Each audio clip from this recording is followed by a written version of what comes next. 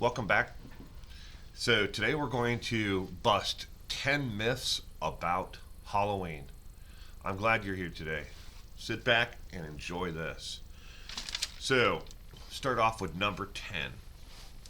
Number 10, there has never been a connection in the history of Halloween between witches and the evil spiritual world. There was a time when people believed that the afterlife and the world that we live in today, on earth and alive, was the thinnest at that point. They thought the veil between the spirit world and here was the thinnest, but there was never a connection between witches and the evil of the underbelly of the dead or the devil on Halloween. It's a complete myth. It was something that was actually dreamed up by Hollywood here in America, solely here in America. 9. There has never been a murder spree on Halloween. Going back to the 1700s and around the world, there has never been a single murder spree that has taken place on Halloween Day, October 31st. Nowhere. Never happened. Number 8. Halloween is not a pagan holiday. It's not. A lot of people believe, again, this is another one of those things that was dreamed up by Hollywood. Then in the 1970s, evangelical preachers took it and ran with it and preached the demons, and hatred towards Halloween in certain parts of the world, and said that if you let your kids go out on Halloween, that they're inviting the devil into your home.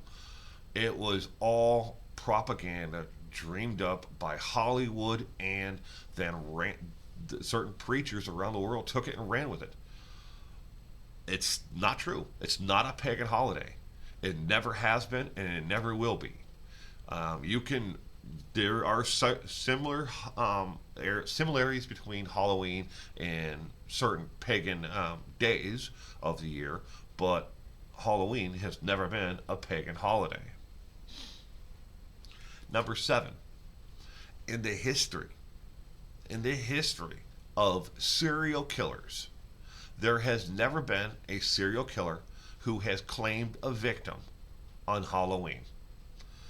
When they did the book My Maker, but it was with the FBI. It's actually more of a research paper and book than a book that you could go to your bookstore and make. But it was done by the FBI. And Robert Ressler, who actually termed the book Serial Killer, he went through and asked as many serial killers that were still known, who were incarcerated at the time, have you ever killed anyone on Halloween? As one of his questions. And they never did. And the reason why is because on Halloween, there are too many cops out on the road trying to keep little kids safe as they enjoy the holiday. There's never been a serial killer who has claimed a victim on Halloween, ever, that they can find. Number 6, Halloween actually dates back to a pre-Christian Celtic holiday. That's the first actual occurrence of someone celebrating an event that was like Halloween. Dates back to a pre-Christian Celtic holiday event, a celebration, and it was to celebrate the harvest and to celebrate the changing of the seasons. That was the first initial celebration of Halloween as we know it today. It was a gathering of people who would gather the food, and they would make a dish. It was like a giant potluck. But people would come, they would dance, they would have drinks, and they would celebrate the coming of the new season and the bountiful harvest that they had had. That's where it all really comes from. If you want to look back through the history books. Number 5. Up until the 1920s here in America, if a child went trick or treating, A child must know how to perform a trick, hence the trick part of it. They had to know how to do a trick. And it wasn't trick or treating then wasn't like you'd have now, where children would go door to door to door, block by block by block, and spend hours at it. They would go up and down their own neighborhoods, and that was it. You went to 5 or 7 houses, and that was it. That's all you did.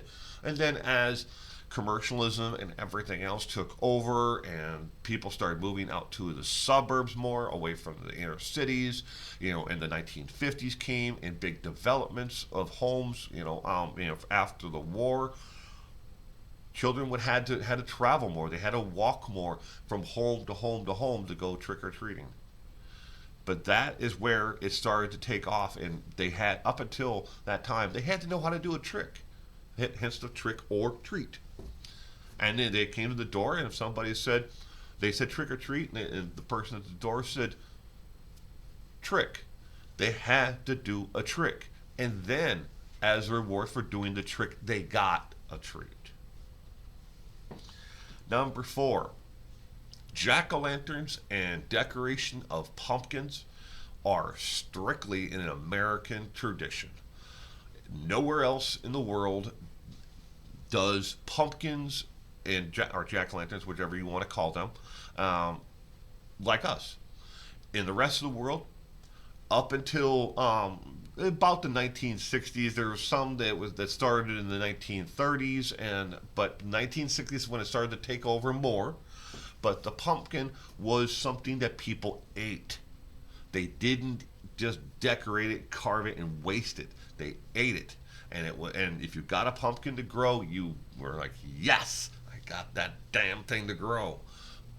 A pumpkin was not for decoration. The rest of the world, and especially in Scotland and Ireland, people decorated turnips. And they still do to this day around the world. People decorate turnips and other gourds, but they do not decorate pumpkins because people eat those. They don't want to waste them. Next, number 3, dressing up in a scary outfit or a costume for Halloween is not a symbol of worshiping the devil. It's not inviting the devil into your home. It's not a pagan ritual. It was all started as a Halloween contest. Yes, again, going back to the times when they believed the veil between this world and the afterlife was the thinnest on the 31st, the day before All Hallows Day, Day. They believed that the veil was thinnest between this world and the afterlife. They started it as a Halloween contest. Dress up in your scariest or your most bizarre outfit, and that's how people would come. And if you look at some of the outfits that people actually wore, they would dress up as gourds. They would dress up as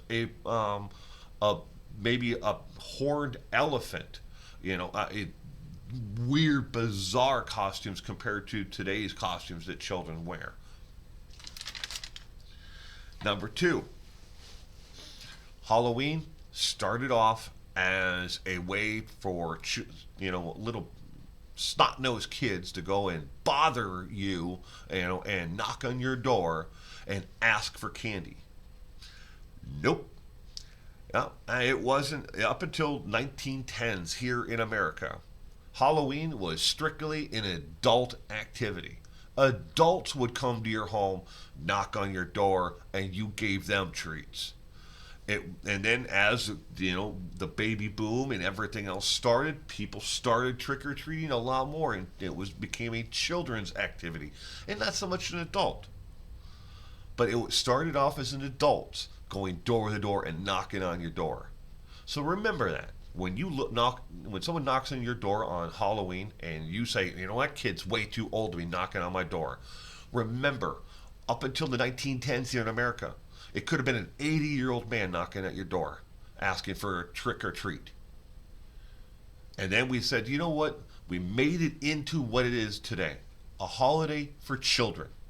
And there are children out there who you have to understand may be developmentally delayed. They may have learning disabilities or other barriers that were inside in their heart.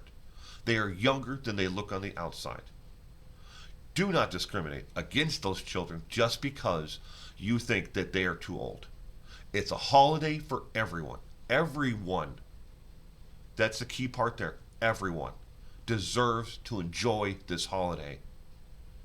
Don't discriminate against someone just because of what you see them as. Remember, God made us all differently and said, love thy neighbor. Number one, in the history of Halloween here in America and around the world, there has never been a single case of a razor blade or a needle being inserted into candy and then given out as a treat to a child. It has never happened. The only 4 cases that have ever happened and they pop up in the news is all because somebody was looking for attention and the person who was giving out that candy actually did it, or they inserted it into candy that their child got to scare them, to draw attention to themselves. It's never happened. There has not been a single documented case where a razor blade or a needle was found in Halloween candy and given out as a treat. Does it mean you should not check your children's candy? No. Doesn't mean that at all. I mean, you wouldn't go to the store and buy them a candy bar if it was open, would you? Well, you check your children's candy and say, look, this one's open, you can't have that one. And you toss it in the trash, you don't eat that in front of them.